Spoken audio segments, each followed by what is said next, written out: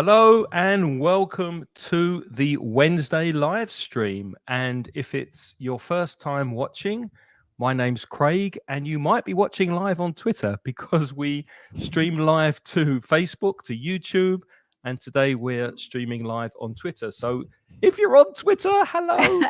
We're I didn't know you could stream to Twitter. Does that not mean we'll only be cut to 25 words or whatever it is you have? I have no idea, Lynn.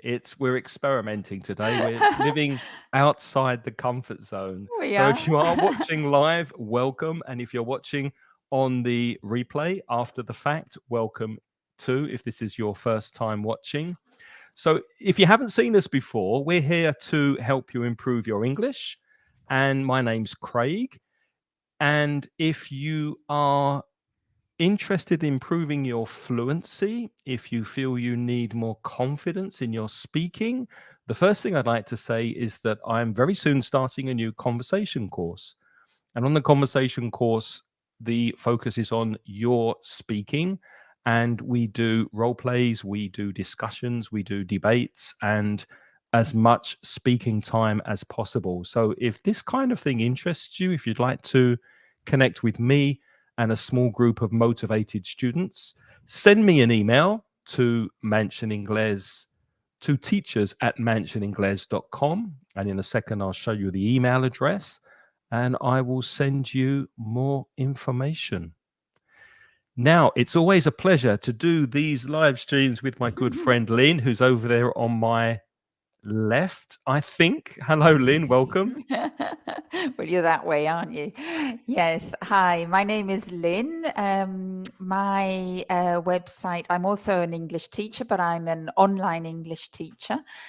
And my website is putitlikethis.com. And I specialize in making tailor-made courses for students. So we try to create a course, or I try to create a course for you that specifically goes with your objectives. So people have many different objectives. Maybe you're a teacher who wants to improve fluency. Maybe you are a business person who wants to improve your presentation skills or your negotiation skills. Maybe you're somebody who's preparing for an English exam and you want to maximize your score and you need some help with exam techniques and fluency. There's lots of different reasons why you might want to come to me. Some people come just exclusively for writing. If you go to putitlikethis.com, you can see a selection of things that I do, and you can contact me and then we can discuss it as well. Okay. Okay, and if you are watching live, please say hi and tell us where you're from, where you are at the moment. We'd love to hear what part of the world you're in. And this week, we're focusing on something that we spoke about a while ago. This is episode 2 of manners. Because we can't get enough. Because we're British, we like to speak about good manners and bad manners. So that's the topic today. Yeah. And we have some people joining us already, and I know both of them. Hello, Hema, first of all. I think we'll have to give you a prize because you're always the first one to come and say hello. And also Concha. So both of them are from Madrid, I think. Hello, Concha. Yes. Nice to see you Hi, Concha. Hi, joining Hema. us as well. And Hema too, from Madrid, I believe, both of them. Yeah.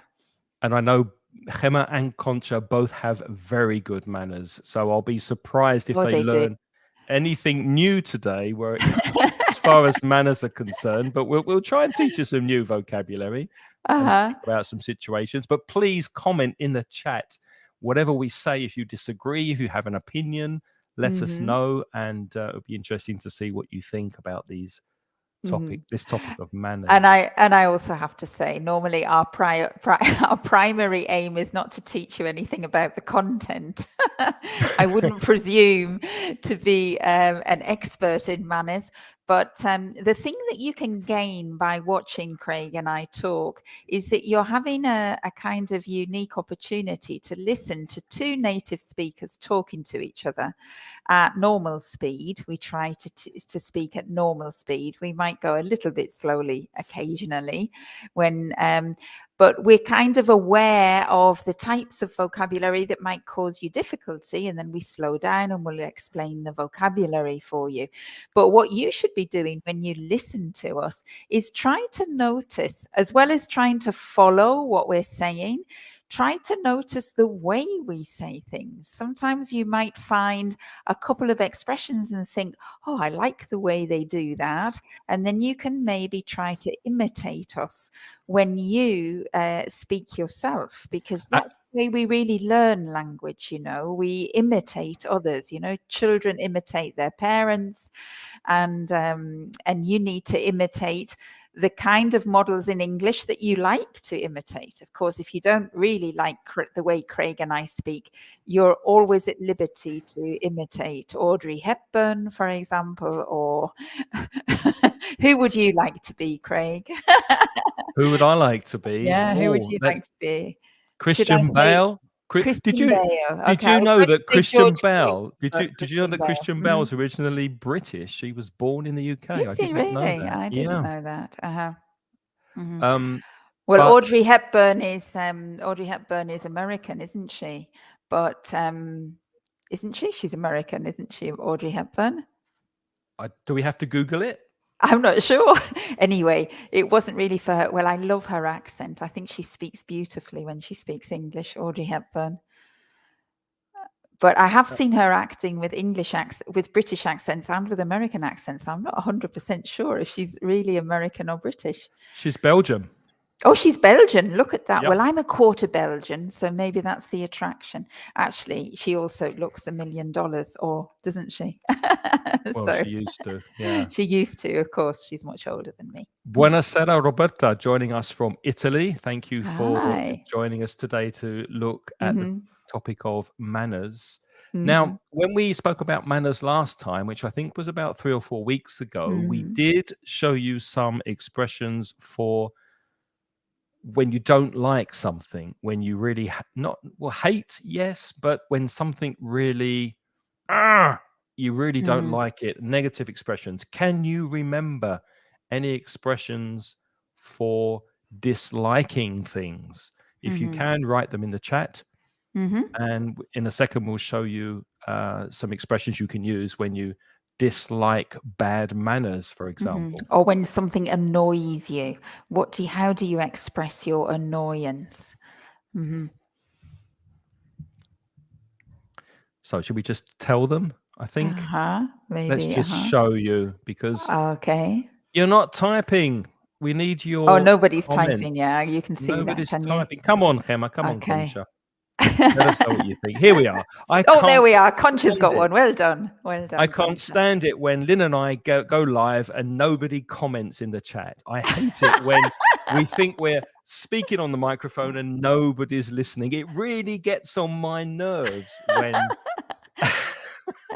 nobody comments. That's because some people log in, but they don't say hello on the chat, don't they? So we know that more people are logged in. But I have to say, hey, Matt and Concha and Roberta tonight, you're perfect manners because you've all said hello to us. So that's lovely. Concha remembers. Concha says, I can't stand it. Yeah, Thank you. I saw she got that one. And actually, I was teaching another one this morning to another student of mine, which we didn't put down there, but it's a very common one. When something annoys you, you can say, I wish they wouldn't. So you use the expression I wish, and then you use the word would. I wish they wouldn't, or I wish they would say hello to us.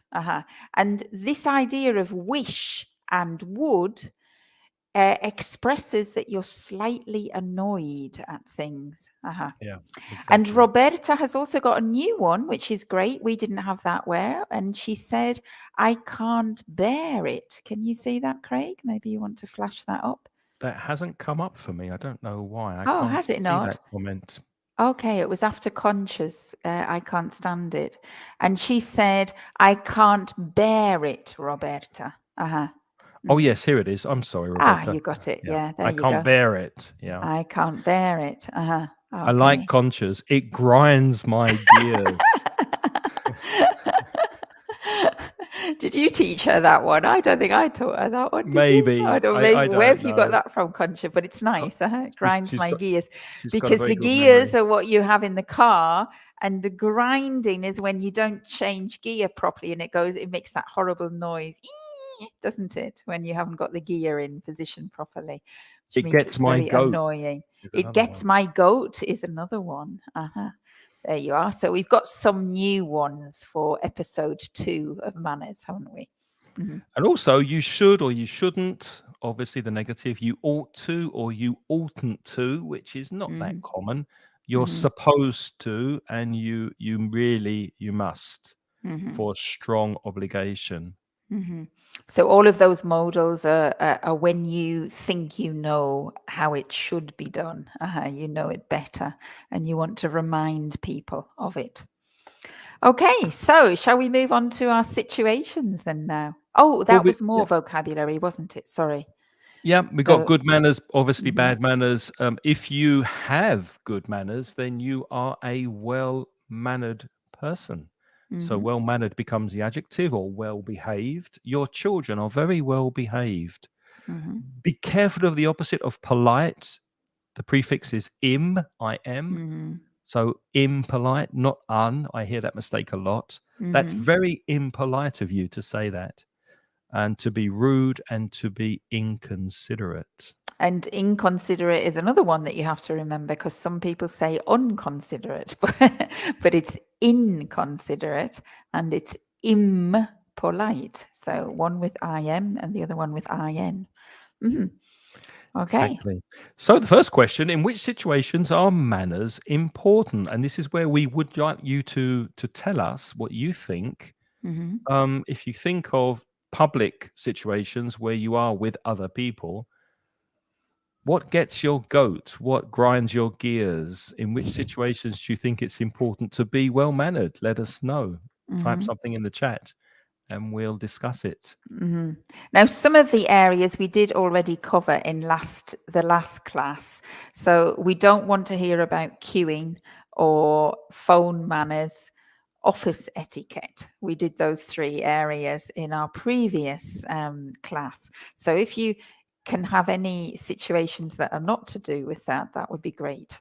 We have some, if you don't, but we have some too. While you're thinking, maybe we should start with one, Craig, because sometimes Roberta's got one in a job interview. Yeah. Manners in a job interview. Quite formal, quite a formal situation. Yeah, that is. Well, I think, shall I start? Because I have some views on that one. I think it's very important in a job interview to be aware of the culture in which you're in. Because, of course, if you're in a job interview in Britain, maybe there are certain manners which are not quite the same in Germany, for example, if you're having the job interview in Germany, or if you're having the job interview in Spain or in America. I think probably common to all of them is that the situation in a job interview is going to be slightly more formal than it's not going to be an informal situation. It's usually a more formal situation where you go to a job interview. But for example, there are some things that might be different. I think really we should talk about British job interviews because that's where we know the most. Yeah. Would you agree? Yeah, definitely. Yeah. So if you're in a British job interview, I think it's very good manners to shake hands with the interviewer when you go into the room.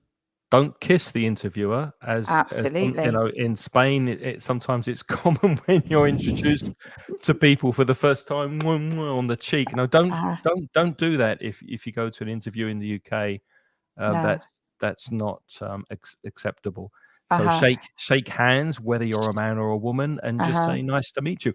Actually, Yes. what's interesting, I went to a bank today and I Mm-hmm. was introduced to a lady who was the director of the bank, and immediately she extended her hand. So Mm-hmm. obviously, in formal situations in Spain, They as do. in the I don't think UK, they yeah, kiss. they Uh-huh. don't. Yeah, I wasn't going to No. kiss her. No, you No. shake Uh-huh. hands. Yeah, they shake hands.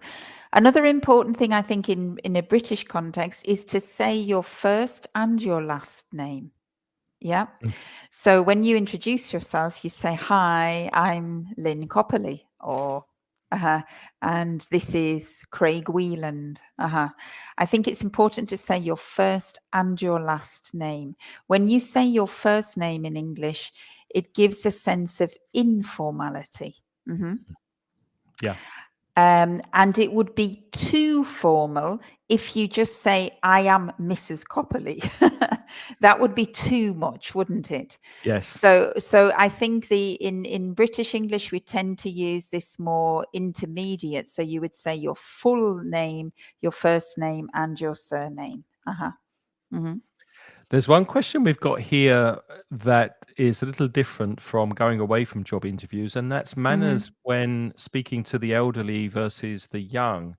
Mhm. Um, what do you think about that in the UK from a British perspective? Do you change formality if you're speaking to an older person? Because obviously in Spain you'd use usted, Mhm. but in the UK I think we'd also defer to the older person and we would be more polite and we would use more polite language. Yeah, and I think we generally be more formal. So one way to defer to the older people is to actually be more formal. Yeah. So, um, especially like in the interview situation, for example, there could be occasions where if you're in a job interview for a position in a bar behind a bar and you go to the bar and you meet the manager and it's a very informal place for young people and there's a disco, probably for that job interview, you wouldn't be saying, "My name is Lynn Copley," and shaking hands. You might put your hand out and you say, "Hi, I'm Lynn." And then you might say, "Lynn Copley." But you would try to make it a little bit less formal by first giving your first name and then adding your second name as an additional information. But if you were in a more formal interview, for example, for the position of a bank director, you would definitely come in and say, "My name is Lynn Copperly." And you'd Yes. probably put more emphasis on the surname. And I think one thing that's interesting is that as I've gotten older, Hmm. I tend to be a lot more informal, even in formal situations. And I think that's got Hmm. a lot to do with age. When I was younger and young people, I think they should, if you're in doubt, be more formal. Hmm. But the older I get, the more I tend to be informal, even in formal situations. Do you Mm-hmm. find that or not? A little bit, but I think that's because if young people deal with me now, if they deal with me more formally, I feel I have the power to set the tone. So maybe I want to make them feel more comfortable, and then I say, "Oh, you can call me Lynn," and that gives them permission to reduce the formality. I think. Uh-huh. Yeah. If I say, if I'm the older one and I say, "Oh, call me Lynn," okay. But for example, if it's the other way around, which for me and you isn't anymore because we're not that young anymore, but if we were the young ones, you can't do that. You have to wait on and you have to judge the signal that you're getting from the older person and then you have to imitate again. So it's about, I think when you're older, you have a little bit more power in those situations than when you're Yeah, younger. Mhm. definitely. You have to And this read the is room. yeah, you have to, yeah, read the room is the expression. You have to look at the room and then take the signals coming from the room.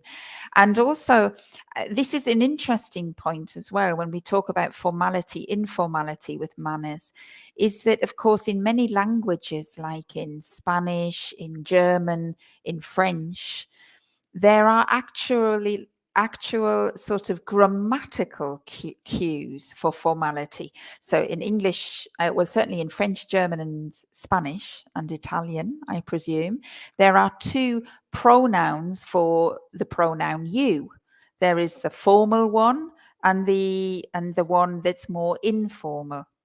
And I know from my experience teaching Germans and Spanish people and French people too, that sometimes you guys, if you're French, German, or Spanish, you misinterpret English. You think that English is all informal because we only have one you, and that is not the case at all, right? We express the formality with different linguistic signals, and a linguistic signal is like that kind of thing where I say, my name is Lynn Copperly.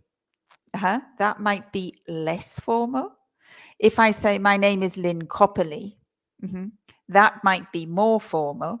And if I say my name is Lynn Copperly, but you can call me Lynn, I'm giving you the cue that we can drop the formality. So it's those kind of things, isn't it? I think we have other grammatical cues. For example, and this is very related again to the job interviews. Things like in English, direct questions and indirect questions. So remember, a direct question is what time is it?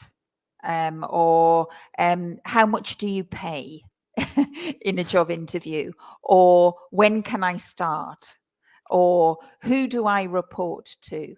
Now, all of those examples of questions are direct questions, and they are very informal because they are direct. You have to know somebody very well to be able to say, what time do I start? Who do I report to?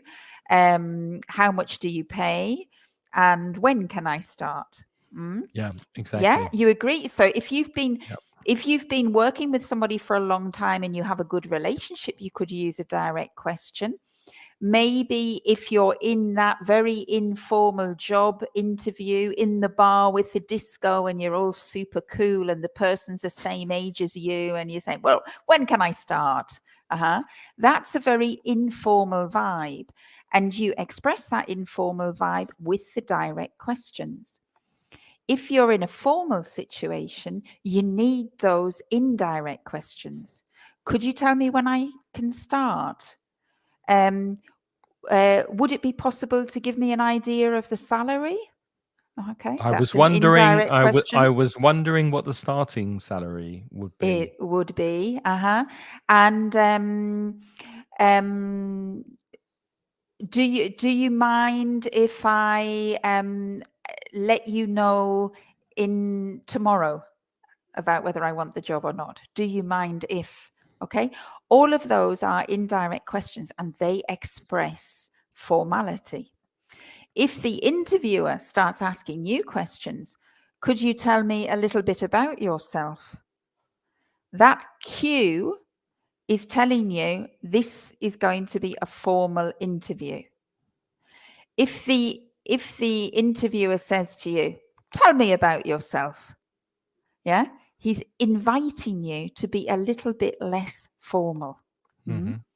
So it's more complex, isn't it, in English? We don't have those words like usted or tú, which would probably signal it more clearly in Spanish, for example, or in German with sie and du, or tú and vous in French. But we signal it with other ways in the grammar, also with more formal vocabulary rather than informal vocabulary. Remember, English has a very rich vocabulary. It's got the French rooted Latin vocabulary, and it's got the Saxon phrasal verb vocabulary. And the phrasal verbs are the informal spoken vocabulary, and the Latin equivalent of those same verbs are more formal verbs. Could you indicate to me when you might be able to start? Could you let me know when you can start? When can you start? When can you start? Right? Start versus commence. We Yeah. have two words, yeah. And there's a whole range of language there that signals formality and informality in a way that maybe doesn't exist in other languages.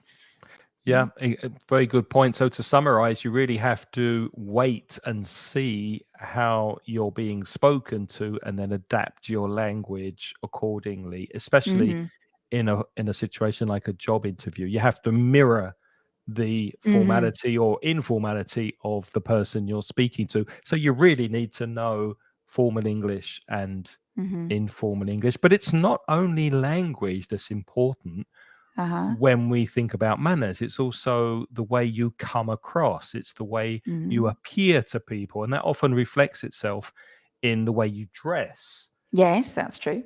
Because would it influence you if you went into an interview and the person was in a suit and tie? You would probably speak more formally, whereas if the person was in a t-shirt and you're being interviewed for a tech position in IT, then you probably behave very differently. That's true. I think that that's true. But I'm also going to say, if you're speaking to strangers, for example, in the street, right? Let me give you an example here. Imagine somebody who is a punk rocker, or nowadays punk rockers are from we're going back to the 80s, we're going back to the aren't we? 70s now. What would they be? A hipster? Hipster is a don't look at me, Lynn. I've got no idea what people listen to these days as far as music. Well, concerned. you know what I mean. I think Concha would probably know. Concha might know more, right? So somebody who is young, you know, like in the young culture. Someone who's hip, cool, with it, hip, cool, trendy. You know, the groove. The young people who the boys wear their trousers down at their knees and they show that, you know. Those kind of people, right? Well, imagine there's a group of them in the street, and then there's somebody like me or Craig coming along, and we want to ask them what the time is. Yeah. What would you say? I would still say, could you tell me what time it is, please? I wouldn't. And you wouldn't. You'd say, no. What's the time? Would you say, what's the time to a stranger? Sorry, mate, if you got the time. I'd be but you would informal. say, sorry, mate, indirect. Yeah. And then you'd say, have you got the time? But you wouldn't say, what's the time? Would you? No, because that's bad manners. Yep. Good point. Good point. So, I mean, I think it's okay to read clothes maybe in a job interview because they are very clear signals of whether it's going to be formal or informal. But don't make the mistake of trying to read clothes outside, because you still have to treat people with respect. We expect manners to be slightly less direct with strangers. Would you think? Yeah, no, I think that's definitely true. Let's change gears a bit, and not grind gears, Concha. Let's change gears and talk about another aspect of manners. Now, how would you feel if you saw people kissing in public in your country, in your culture? Is that acceptable to see people? There's an informal word which is to snog. I was glad I wrote that down. Snogging. I thought we have to teach them snogging. We have to teach them snogging. I will write that in the chat. To snog is when your tongue is halfway down their throat and you're kissing passionately in a public space. Is that good? Is that acceptable where you live in your culture? I'm glad you used the word acceptable. I thought you were going to ask me, is it good? And I would say it sounds it. Sounds like that could be quite enjoyable, but maybe not in public. Well, I know in Asia. But you mean, is it acceptable? Yeah. I know in Asia it's not good manners. So I'm just curious to know if what it's like if you're watching in Latin America or even in European countries. If you see young people, it is usually young people. Actually, you don't see people over 40 doing it, but young people who don't often have their own place to go and kiss their partner. Does it offend you to see kissing in public? Is that bad manners in your opinion? What do you think? In my opinion, it is. And I see a lot of that going on at the beach now. When you go to the beach in Valencia and you're sitting down with your family, I find it quite disturbing when there are couples around and they're doing a lot more than snogging. A lot more than snogging. They A lot. are. They're Okay. not just kissing, but and because they're sort of they haven't got a lot of clothes on them to start with, because you're on the beach and you're in swimming costumes. I find it a little bit offensive personally, but maybe I'm old fashioned. But it's like, I don't need to see that. Can you do that in private? It's not that I'm prudish that they're having a nice time. They're obviously having a nice time. But it's like, I don't know, it's sort of a more intimate thing. I mean, I don't mind seeing people kissing as long as they're not snogging. Snogging makes other people feel uncomfortable, doesn't it? Yeah, I'm just making a note of what you said. Prudish, to be a prude. That's an interesting word. Yeah. How would you describe to be a prude? You maybe old-fashioned values Not that are very outdated, perhaps. prudish. Prudish. Or does it mean that you're not very liberal? You're not very open-minded, maybe, to be prudish? Old-fashioned. Yeah. Old-fashioned. Yeah. A little bit inhibited, maybe. Yeah. It's Yeah. like you've got lots of inhibitions, isn't it? Like maybe to do with sex, and it's mostly to do with sex, isn't it? Really, it's your attitude to sex, really. But often, if I'm by myself, it doesn't bother me. But if I'm with, like, for example, if I were with older people or friends, and I thought it might be affecting them, I would feel bad for them. But personally, it wouldn't. I don't think it would bother me It if doesn't I was bother you so alone. much. Not really. So you're not a prude, but obviously I Hopefully. am. Sorry. So if you see me at the beach, don't do that near me. Will you Going not, like please? that. Yeah, because otherwise I might get up and leave, and you lose your opportunity to talk to me in English. Yeah, but it's a bit. But it's true that there are some countries where it's not allowed. Definitely And not. I don't mind kissing in public. I kiss my husband sometimes in public, but we don't snog in public. Yeah, snogging is taking it to the next level. It's the next level. Petting is another word. I think we had Yes. that once before on another podcast, on another About pets. maybe no, we didn't talk about pets last week, but there is a word, petting, petting,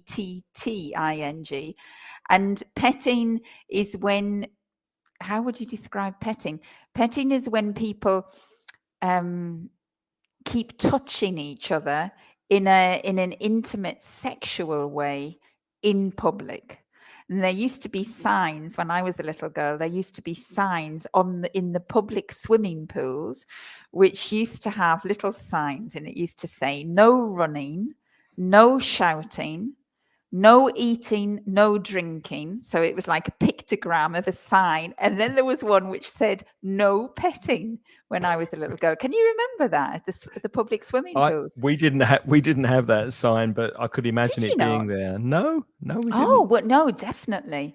It was on the sign for the rules of the swimming pool. So you weren't allowed, if you kissing was petting, touching was petting, stroking was petting, hugging in the water, that was not allowed in the public swimming pools when I was a girl. I don't know whether it is now.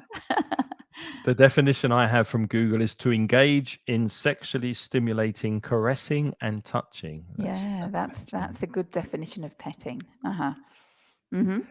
Okay, let's move on then. Talking about manners online. Nobody's told us what you think, though, about kissing in public. Come on, tell us. I don't think you really care. Obviously, if you haven't commented, os da igual. It doesn't matter. It's like it doesn't bother you if people kiss in front of you. Online etiquette, though, what about online? Have you ever been insulted online? And what is bad manners, or what are bad manners online? And does it depend on the platform you're on? For example, here we're among friends, everybody's being polite. But maybe if you go on Twitter, which can be very insulting at times, I've experienced bad manners on Twitter Mm-hmm. very often. What do you think about that? Have you Is ever that because, experienced bad manners?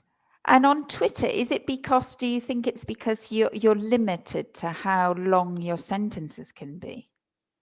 No? No, I don't think it is. I think it's complicated. I think one aspect is it's kind of like bad manners when you're in a car and you feel like you're protected in the car, and Ah, whatever you say or do in the car, you're not face to face with another person, so it doesn't really matter what you say or do. mm-hmm. Your comments and your attitude doesn't have immediate repercussions. You're not in front of the person you're Mm-hmm. insulting. And another thing is the fact that, well, yes, people aren't, they're not really connected as they would be face to face in person. Mm-hmm. Mm-hmm. So Mm-hmm. it's much easier to be bad mannered on social networks. And Twitter is mainly text, so you can say what Mm-hmm. you want. I think it's more difficult on Instagram because you're generally posting photos, not Mm-hmm. Mm-hmm. commenting that much. Mm-hmm. Yeah. But let us know what you think. Have you experienced bad manners on any social platform? And also on Facebook. You're in groups very often these days on Facebook. And if you're in a group, you might know the people in the group. You're more aware of being in a group. And when people are in communities and groups, they're more careful about what they say because there's Mm-hmm. social judgment. Mm-hmm. Sometimes I notice that I sometimes have how can I say, I get offended a little bit when with WhatsApp, WhatsApp, the messaging, because I don't really use the other social media, but with WhatsApp, I use it a lot.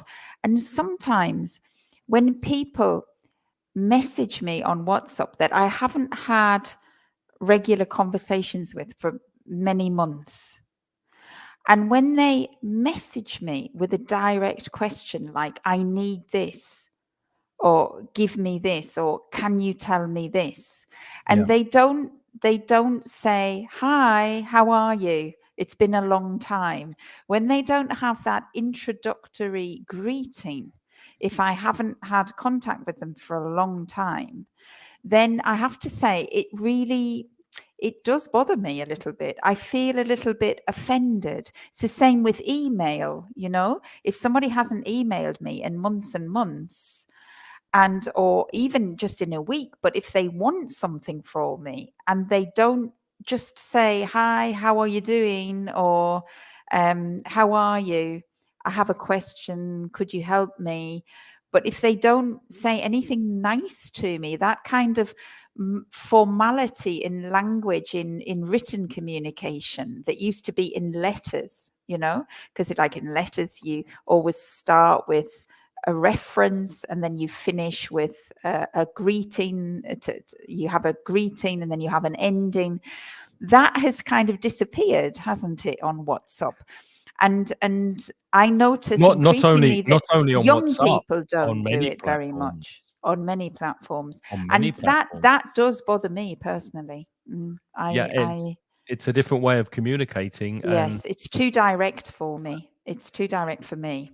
I mean, I'm it's different. Like, one, if we're in a chain of emails, yeah, and like, so I've sent an email to somebody, and then they've replied to me, and I've had to reply to them. When you're in a chain that's still running, then I think it's perfectly acceptable to answer with yes, no, can you do it? Okay. And you don't have to bother with lots of love and how yeah. But when you're beginning a chain, I think there's some level of formality that I need in that. But just think of the way communications changed from writing letters back in the Mm-hmm. day just to email, because we used to start letters by saying, I hope this letter finds you well, or Mm-hmm. how are you doing? It's been a long time since we've been in touch. The kind of things we teach students to write when they're writing a letter for Cambridge, for example, which Mhm. is Mhm. really outdated. But these Mhm. days, you usually start an email with "Hi," and then you say what you want. So Mhm. I think communication's just changing, Mhm. and to some extent, I agree with you. But then again, we have to adapt to the way Yes. people are Uh-huh. communicating these Mhm. days, and Mhm. the messaging is becoming short and it's Mhm. becoming more focused. But it's Concha says, easy to get offended, isn't it? It's when you because we're coming reduce from a the different words. time, though. No, but if you reduce the words, then there's a lot of ambiguity in them. When you use Um, more words, there's less ambiguity. if you don't know the person. But if you Mhm. know the Yes. Uh-huh. person, I'm a lot more accepting of it. And if I Yeah, get of a course. message that says, "Are you around at the end of May? I want to come and visit you," and it's somebody I Mhm. know, it Mhm. wouldn't bother me that they didn't start the message with, "Hi, Craig, I hope you're feeling well." That wouldn't bother me. Aha, If no, that it's a wouldn't have. stranger, Mhm. yes, that would bother me, of Mhm. course. Mhm. Concha says insulting online is unacceptable. Yes, I think Mhm. most people would agree with that. And Roberta Mhm. says cyberbullying is, Mhm. um, yeah, a serious problem. And Yeah. Hema says, I believe if you don't agree, if you don't Mhm. agree with a comment, you just ignore it, but don't get insulted. Don't become Mhm. Mhm. insulted by it. Yeah. Yeah. Yeah, I think Yeah. that's certainly true in social media. I agree with Hima because it's not directed to you personally. So there's no reason to take insult, is there? Usually you take offense if something is directed personally to you. Yeah.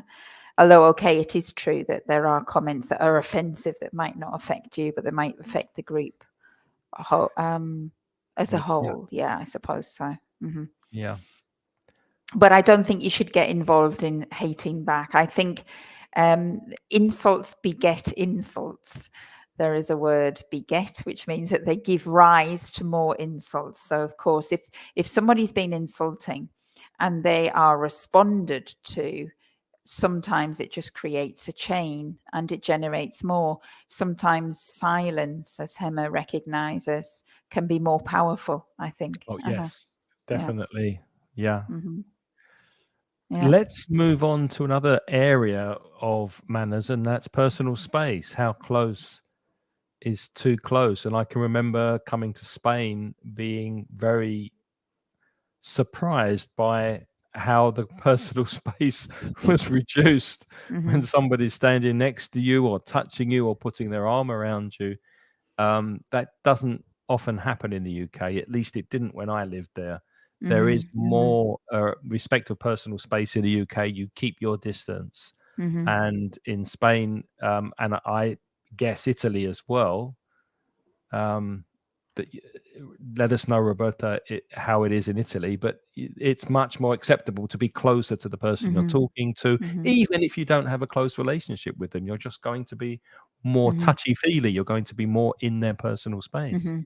And also in with strangers as well, not just with people that you know, but with strangers too. And I remember when I lived in Germany. In Germany, the space is even greater actually than in England. Really? And yeah, yeah, yeah. And so, you really have to keep it's a matter of centimeters, but we're aware of it. We notice it. That it's astonishing the ability of the human to sort of recognize that. But I was aware that in Germany you have to stand a little bit further away. In Hmm. England, it's a little bit closer, and then in Spain, it's even closer. Uh-huh. But Interesting. again, it's like what we said before. It's about reading the room.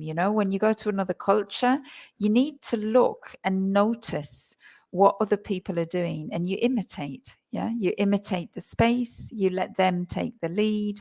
You mimic their language. You mimic their behavior. Yeah, and I can remember a couple of incidents. I won't give you details, but where British people on two occasions, because of a aggressive situation, they came very, very close to me, almost mhm, touching my face, speaking to me this close, and that made me really, really uncomfortable. I mhm, wanted to take a step back, and they were literally here in my face because they were very angry. mhm, Um, and they were quite formal situations as well. They were work situations, which was surprising.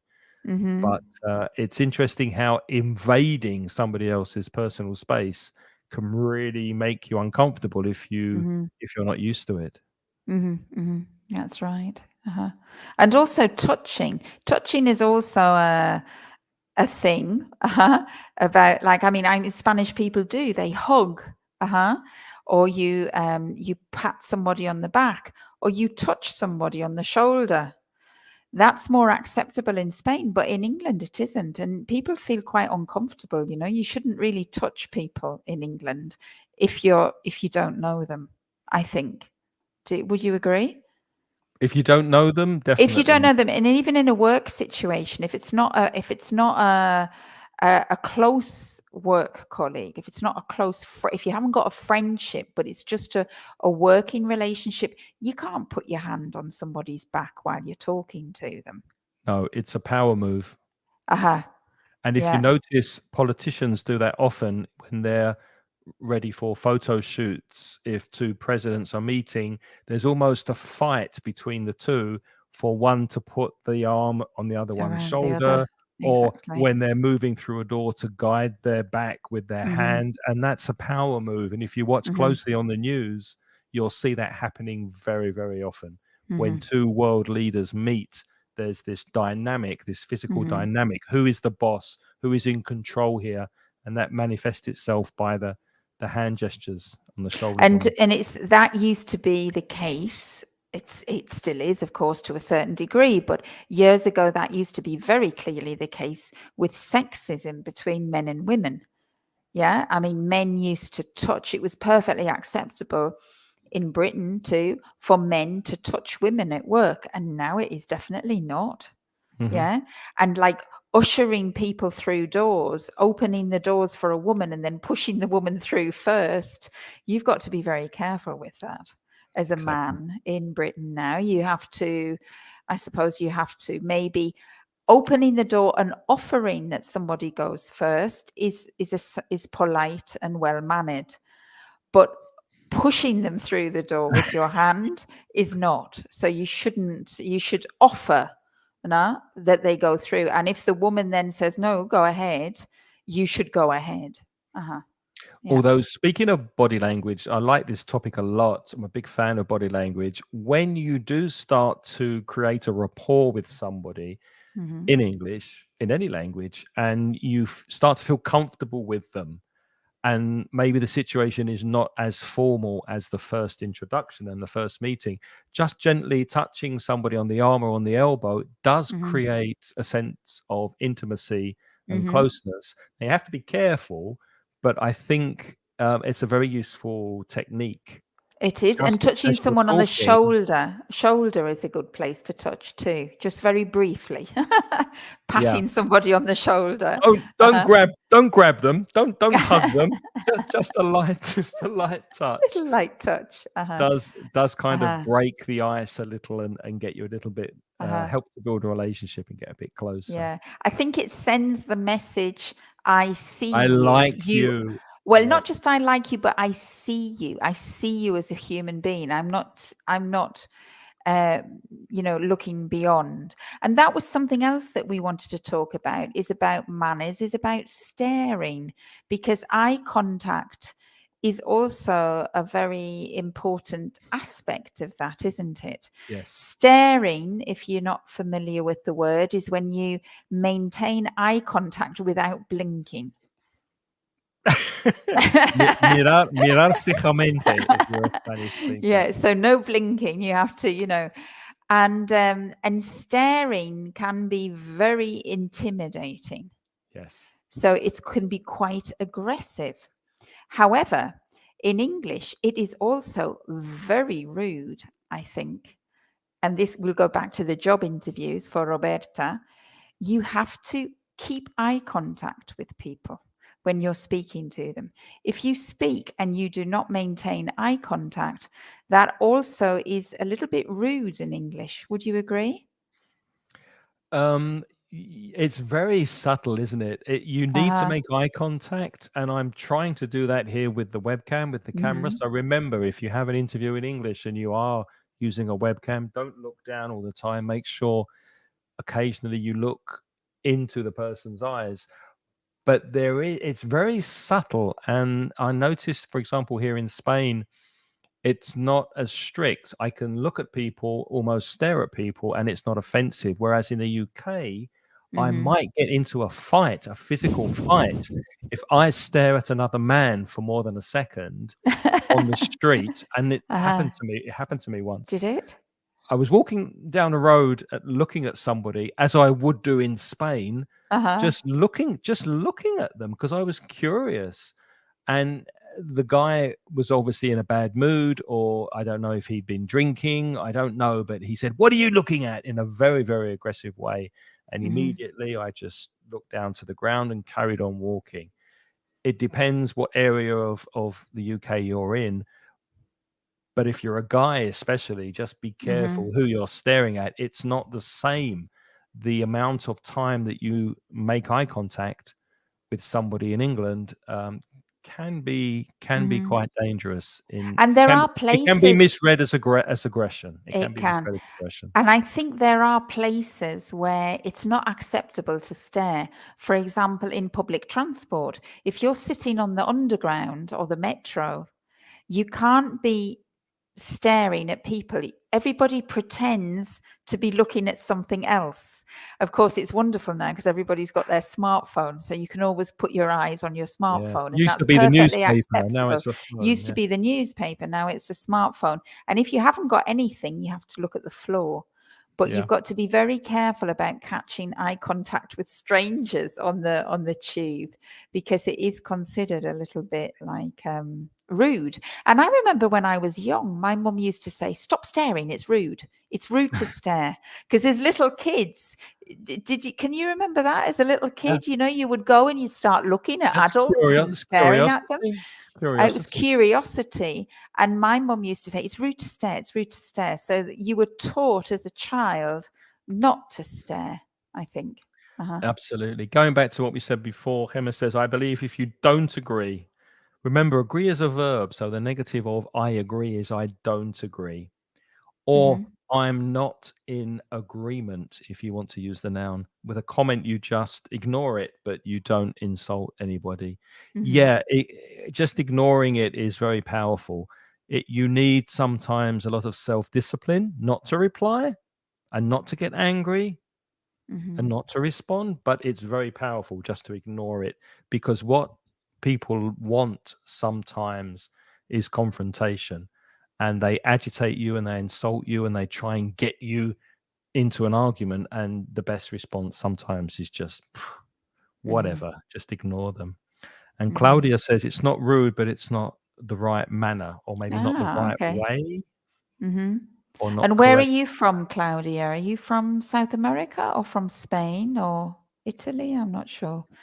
Maleja's from Colombia, and she said, yeah, it's rude. Okay. It's rude too in Colombia. Yeah. Okay. All right. So staring. Yeah. And we spoke earlier on about driving and how being inside the car can protect you against your manners. So being considerate to other road users is another aspect of manners, isn't it? It is. And it really, I really notice well-mannered drivers and ill-mannered drivers. That's quite British too, I think. I think generally in Britain, well, I mean, when I drove in Britain, it's been a long time, but I think that the drivers in Britain were quite well mannered. You know, like you take turns, you're quite patient. If you see a car signaling, you let the car in. And of course, that's very different here in Spain. In Valencia, that's not, or not in Essex. Is that true?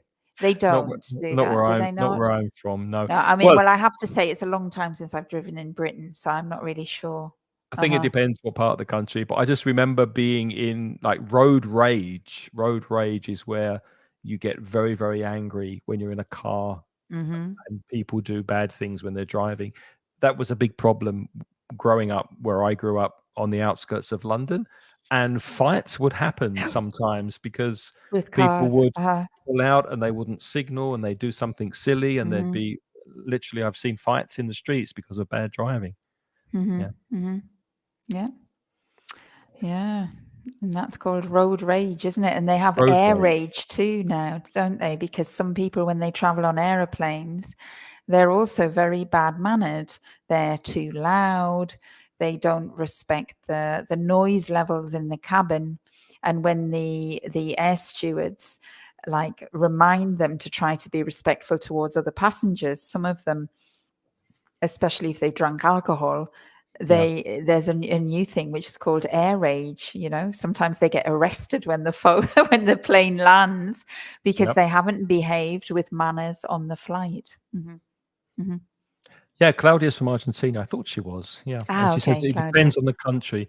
Yeah, that's why we wanted to talk about this idea of manners, because it does vary from country to country, and people have different manners in different countries. Concha says she thinks that staring's not good manners in any country. No, I agree, Concha. But then again, it's interesting. There's some countries like Spain where you can hold the person's gaze for longer. And I notice this when I walk around the streets in Valencia. People look at me, I look at them. There's no aggression. There's no bad manners in just Insane. holding their gaze. Whereas in London, it could be a problem. So it's And interesting. if you think of some Asian countries too, I mean, I don't know if we've got any Japanese people listening, but I do believe that in Japan, it's not a thing to do. When I was only in Japan once, and I never had eye contact with anybody in Japan when you were walking along the street, because people just didn't look at you. They tend to look down, don't they, at They the look street? down, or they look past you, or they look at your shoulders, but they don't look you in the eye. Yes, that's true. Mhm. Okay, on the subject of being on the road and looking at public transport, then, do you offer a seat to the elderly? That used to be good manners when I grew up, although it doesn't seem to happen very much here in Spain. I don't see many younger people offering seats to the elderly. You have They do, and I know that in the metro system in Valencia, they've got this new system where they actually have stickers with posters saying, "Please offer these seats to pregnant women, the elderly, or anybody who's disabled, or anybody with small children." But it's true that in Britain, people are more attuned to that. In Britain, when I was pregnant, and also in Germany, people would immediately get up and give me their seat. But in Valencia, they didn't. So I think from the cultural perspective, it's very ingrained in us, isn't it, to give your seat to somebody, to be attentive if somebody needs your seat, to give it to them. It was when I was growing up, but then when I was growing up on public transport, we didn't have those designated seats for the elderly and That's the true. infirm. Now on trams and trains and buses, you have seats for the elderly, and that's where they sit. Whereas when I grew up, we had to stand up, and we were taught to stand up and offer our Yeah, seats. of course, always. Yeah. I think we're running out of time, Craig. Went really, really quickly, didn't it? There are so many things that we want to gripe about. That's the problem. We've been grinding our gears too much now We have. Let's see if there's any last-minute comments before we say goodbye. Claudia says, in El Cairo, it's considered an offense. What is considered an offense in El Cairo? I think that was staring, I think. Maybe. I think it was staring. Perhaps. And Claudia also says that young people are not polite enough. Yeah, well, yeah, but my parents used to say that about me when I was young. So is it a generational thing? Do we always criticize the younger generations? I don't know. Possibly. I think manners evolve, don't they? And the problem is that you have your manners very, very deeply ingrained in yourself when you're young. And then you have those manners, and you respond with offense, even though there's no offense intended. So it's like what you said with the writing, like times are changing and you have to change with the times. But there's something in me that if somebody asks me a direct question, without saying hello. They don't know you. Yeah. It's a guttural response. It's an instinctive response, but it's because it's been ingrained in me since I was a child. And of course, I think that's probably behind it. That's why old people always think the youngers are less. But it's just because we haven't, as we're getting older, we have to change and adapt, and we don't always at the same rhythm. That's true. But if there's one takeaway from this, just remember that if you are speaking in English and you're in a situation like a job interview, for example, it's always safer. It's always better to be more formal than too informal. So always go to the side of formality and better manners, just to be on the safe side, and then you won't get into trouble. Anyway, the time went really quickly today. It's been lovely to be here. If you are interested in free courses to improve your English, go to manchesteringles.com. Lots of material there. And we apologize to people who have been waiting for the bi-weekly or bi-monthly, every 2 weeks, fortnightly, the newsletter. We've had problems with our email service, but we are working on that. That will be in your inbox very soon. Our podcast is at inglespodcast.com. And if you are interested in joining a conversation course that I run with a small group of lovely students, we're having a lovely time in our conversation group, send me an email, mansionteachers@yahoo.es, and I will send you information about the conversation courses. Okay.